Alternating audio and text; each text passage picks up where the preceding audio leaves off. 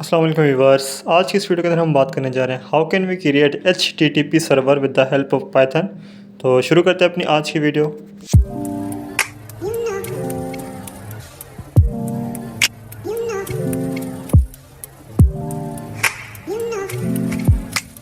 तो शॉर्टली हम थोड़ा सा डिस्कस कर लेते हैं फ्लास्क फ्रेमवर्क को और जेंगो फ्रेमवर्क को। दोनों फ्रेमवर्क हैं जो कि वेब एप्लीकेशन बनाने के लिए यूज़ होते हैं पाइथन के अंदर। तो मैं बात करता हूँ फ्लास्क की। Flask is a Python web framework. It provide tools and libraries to help developer build web application quickly and easily. Flask handle tasks like routing URLs, functions, managing HTTP request and response. It's lightweight, flexible and easy to use. Flask जो है हमारे पास वो एक framework है जिसका हम use कर रहे होते हैं एक वेब बेस्ड एप्लीकेशन बनाने के लिए इन पाइथन। तो पाइथन के अंदर हम फ्लास्क का यूज़ कर रहे होते हैं कोई भी वेब बेस्ड एप्लीकेशन बनाने के लिए, जो कि हमें हेल्प करता है एक HTTP रिक्वेस्ट बनाने के लिए। और फ्लास्क जो है वो हैंडल कर रहा होता है रिक्वेस्ट और उनके मुताबिक वो रिस्पॉन्स भी कर रहा होता है। तो अगर आप एक बिगिनर हैं पाइथन प्रोग्रामिंग के अंदर तो मैं रिकमेंड करूँगा कि आप फ्लास्क फ्रेमवर्क का यूज़ करें एक वेब बेस्ड एप्लीकेशन बनाने के लिए, क्योंकि ये इजी टू यूज़ है, फ्लेक्सिबल है, लाइट वेट है। आप छोटे मोटे प्रोजेक्ट इसके ज़रिए से आसानी से बना सकते हैं एज़ कम्पेयर टू जेंगो। तो अभी हम बात करते हैं जेंगो की। Django is high level Python framework that simplifies the process of building web application. It provides a set of tools, libraries and patterns that help developers to create a web application quickly and efficiently. तो Django again हमारे पास एक framework है Python का जिसका use करते हैं हम कोई वेब एप्लीकेशन को बना रहे होते हैं। It's provide a set of tools, libraries and pattern that helps developer to create a web application quickly and efficiently. Django जो कि एक सेट ऑफ टूल्स प्रोवाइड करता है लाइब्रेरीज़ का, जिसकी मदद से हम कोई भी काम बड़ी आसानी से कर सकते हैं क्विकली और एफिशिएंटली। तो जेंगो जो होता है हम उसको कॉम्प्लेक्स प्रोजेक्ट के लिए यूज़ कर रहे होते हैं, यानी कि वो प्रोजेक्ट जो हमारे किसी क्लाइंट का है या कोई भी हम डायनामिक वेबसाइट बनाना चाह रहे हैं जिसके अंदर मल्टीपल पेजेस हैं, थोड़ा सा कॉम्प्लेक्स है, उसका साइज़ बड़ा है, तब हम जेंगो फ्रेमवर्क का यूज़ करेंगे। एज़ कम्पेयर टू अगर हमारे पास कोई भी प्रोजेक्ट है वो छोटा सा है, स्टैटिक वेबसाइट बनानी है हमें, तो हम वहाँ पर अपनी फ्लास्क फ्रेमवर्क का यूज़ कर रहे होंगे। देन अब हम बात करते हैं HTTP सर्वर होता क्या है। An HTTP server, Hypertext Transfer Protocol, is a software application that delivers web content over the internet. It responds to the request from the web client. तो ये हमारे पास एक HTTP सर्वर एक प्लेटफॉर्म होता है जो कि क्लाइंट की रिक्वेस्ट को रिसीव करता है, देन उसके अकॉर्डिंग वो वर्क करता है, देन उस रिक्वेस्ट के अकॉर्डिंग जो भी उसे कंटेंट चाहिए होता है वो क्लाइंट को शो करवा रहा होता है एक वेबसाइट में।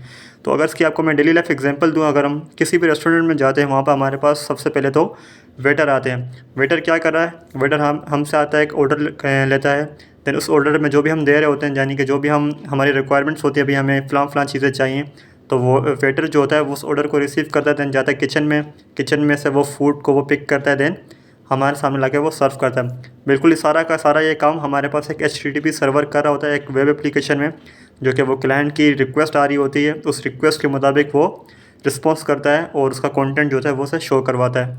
अब हम चलते हैं अपने प्रैक्टिकल की तरफ, जहाँ पे हम VS कोड का यूज़ करते हुए एक HTTP सर्वर क्रिएट करेंगे। तो सबसे पहले हमें यहाँ पे एक फ़ोल्डर क्रिएट कर देना है डेस्कटॉप पर। तो यहाँ पे मैं क्रिएट करता हूँ एक न्यू फोल्डर, नाम उसका दे देता हूँ फ्लास्क ऐप का। देन इस फोल्डर को मैं ओपन कर दूँगा अपने VS कोड में, फ्लास्क ऐप। देन उसके बाद मैं VS कोड ओपन करता हूँ और VS कोड में मैं अगेन इस फोल्डर को ओपन कर दूँगा यहाँ से। आप डायरेक्ट वहाँ से भी कर सकते थे। तो यहाँ से मैं चूज़ करता हूँ डेस्कटॉप और उसके बाद फ्लास्क ऐप। इस फोल्डर को यहाँ पे मैं ओपन करता हूँ। देन थोड़ा सा वेट करते हैं हम, और अब हमें हमारे पास जो है हमारा जो ये फ़ोल्डर है वो ओपन हो चुका है VS कोड में। देन हमें अभी जाना है VS कोड के टर्मिनल में। तो ऊपर आप देख सकते हैं टर्मिनल हमारे पास शो हो रहा है। मैं जाता हूँ न्यू टर्मिनल, यहाँ पे थोड़ी बहुत मुझे कमांड देनी पड़ेंगी फर्स्ट ऑफ़ ऑल, देन उसके बाद मैं यहाँ पे काम कर सकता हूँ। तो जब भी हम वेब बेस्ड एप्लीकेशन या कोई भी HTTP सर्वर की बात कर रहे होते हैं तो हमें एक वर्चुअल इन्वायरमेंट क्रिएट करना पड़ता है अपने सिस्टम में। तो उसे क्रिएट करने के लिए हम यहाँ लिखते हैं कमांड छोटी सी python-m देन venv, यानी कि वर्चुअल इन्वायरमेंट की शॉर्ट फॉर्म। देन उसके बाद मैं वर्चुअल इन्वायरमेंट का नाम दे देता हूँ। यहाँ पे आप कोई और भी दे सकते हैं, मैं बाय डिफ़ॉल्ट नाम दे रहा हूँ इसका venv, अगेन लिख रहा हूँ, इंटर प्रेस किया मैंने। और उसके बाद आप यहाँ देख सकते हैं कि हमारे पास एक न्यू फोल्डर क्रिएट हो चुका है, न्यू फाइल क्रिएट हो चुकी है venv के नाम से, जिसके अंदर अगेन 3 फाइल्स हैं, इंक्लूड, लिब और स्क्रिप्ट। तो अभी तक ये कम्प्लीटली क्रिएट नहीं हुई वी यानी वर्चुअल इन्वायरमेंट। थोड़ा सा हम वेट करते हैं। तो अभी हमें जाना है इसके स्क्रिप्ट फ़ोल्डर में और यहाँ पे आप देख सकते हैं कि एक्टिवेटर नाम से कुछ फ़ाइल है, हमें इसे एक्टिवेट करना है। तो एक्टिवेट करने के लिए सबसे पहले आपको मैं शो कर दूँ कि जो अभी इसकी लोकेशन शो हो रही है हमारे पास वो सी ड्राइव में शो हो रही है। तो अभी मुझे वर्चुअल इन्वायरमेंट को एक्टिवेट करना है, तो इसके लिए मुझे लिखना पड़ेगा dot operator, then tab press किया मैंने, उसके बाद बाय डिफ़ॉल्ट हमारे पास VENV लिखा हुआ आ गया। Then again forward slash tab press किया script, then again tab press किया मैंने, तो हमारे पास ये फ़ाइल जो है एक्टिवेट हो चुकी है। और जैसे मैंने एंटर प्रेस किया आप देख सकते हैं कि हमारे पास ये हमारा वर्चुअल इन्वायरमेंट जो है वो स्टार्ट हो चुका है। तो थोड़ा सा यहाँ पे मैं आपको ओवरव्यू देता चलूँ वर्चुअल इन्वायरमेंट का। बेसिकली वर्चुअल इन्वायरमेंट से पहले जितना भी कोड था हमारा वो सी ड्राइव में यानी कि डेस्कटॉप पे जो फ़ोल्डर क्रिएट किया हुआ था वो उस सिस्टम के अंदर हमारा जो कोड है वो एग्जीक्यूट हो रहा था। लेकिन जैसे मैंने वर्चुअल इन्वायरमेंट क्रिएट किया इसका, तो अभी जितना भी कोड होगा हमारा वो इस वर्चुअल इन्वायरमेंट में रन होगा। इस सिस्टम से हमारा जो पीसी है इससे इसका कोई लेना देना नहीं होगा। तो तभी हम वर्चुअल इन्वायरमेंट क्रिएट कर रहे होते हैं, यानी कि जितना भी कोड है हमारा उस वर्चुअल इन्वायरमेंट में रन हो, सेफ़ हो, देन उसके अकॉर्डिंग हम काम कर सकें। देन इसके बाद हमें इस वर्चुअल इन्वायरमेंट में अपनी फ्लास्क को डाउनलोड करना है। तो यहाँ पे मुझे अगेन कमांड लिखनी पड़ेगी पिप इंस्टॉल फ्लास्क, और जैसे मैं एंटर प्रेस करता हूँ तो अभी हमारे पास जो फ्लास्क है वो उसकी इंस्टॉलेशन शुरू हो जाएगी। तो मैंने एंटर प्रेस किया, एस यू कैन सी हमारे पास जो फ्लास्क है वो उसकी इंस्टॉलेशन शुरू हो चुकी है। तो यहाँ पे हमारा जो फ्लास्क फ्रेमवर्क है वो भी डाउनलोड हो चुका है। और उसके बाद यहाँ पे कंट्रोल L प्रेस करता हूँ, जितना भी हमारा टर्मिनल था वो रिमूव हो गया। और अब मुझे यहाँ पे क्या करना है, मुझे यहाँ पे स्क्रिप्ट में जाना है। अगेन यहाँ पे देखना है कि फ्लास्क जो है उसकी एक फ़ाइल आ चुकी है। तो इसे मैं क्लोज़ करता हूँ, इसे भी क्लोज़ करता हूँ और यहाँ पे एक न्यू फाइल मैं क्रिएट करता हूँ app.py से।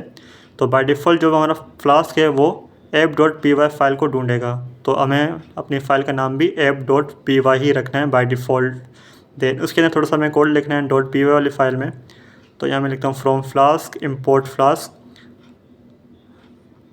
तो ये याद रखें फ्रॉम फ्लास्क जो कैपिटल F है ये हमारे पास एक क्लास है, जो स्मॉल f है फ्लास्क की ये हमारे पास एक पैकेज है। देन उसके बाद मैं यहाँ पे क्रिएट करता हूँ ऐप नाम का वेरिएबल, जिसके अंदर मैं यूज़ करूँगा Flask parenthesis, then double underscore का यूज़ किया मैंने और अंदर मैं ले लिया एक नेम वेरिएबल। देन इस फाइल को मैं रन करता हूँ, तो अगेन मुझे टर्मिनल पर जाना पड़ेगा और यहाँ मैं लिखता हूँ फ्लास्क डॉट रन। तो यहाँ मैं लिखता हूँ फ्लास्क रन और एंटर प्रेस किया मैंने। तो यहाँ पे हमारे पास एक एरर आया है और हमारे पास एक यहाँ पर HTTP लिंक भी जनरेट हुआ है जिसकी बेस लाइन है हमारे पास 5000। और इस लिंक को सिंपल मुझे कॉपी करना होगा या सिंपल इस पर इंटर करके मुझे क्लिक करना है।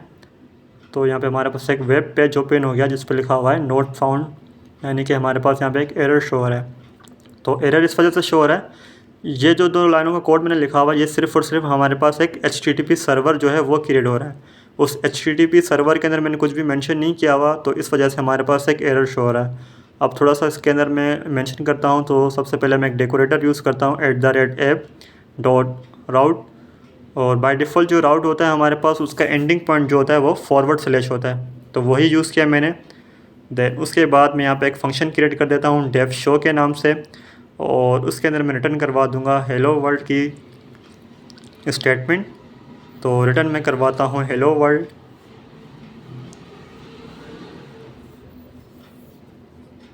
और उसके बाद अगेन मुझे इस फाइल को रन करना होगा। तो यहाँ पे सबसे पहले तो मैं लिखता हूँ Ctrl+C और उसके बाद करता हूँ फ्लास्क रन और इंटर प्रेस करता हूँ।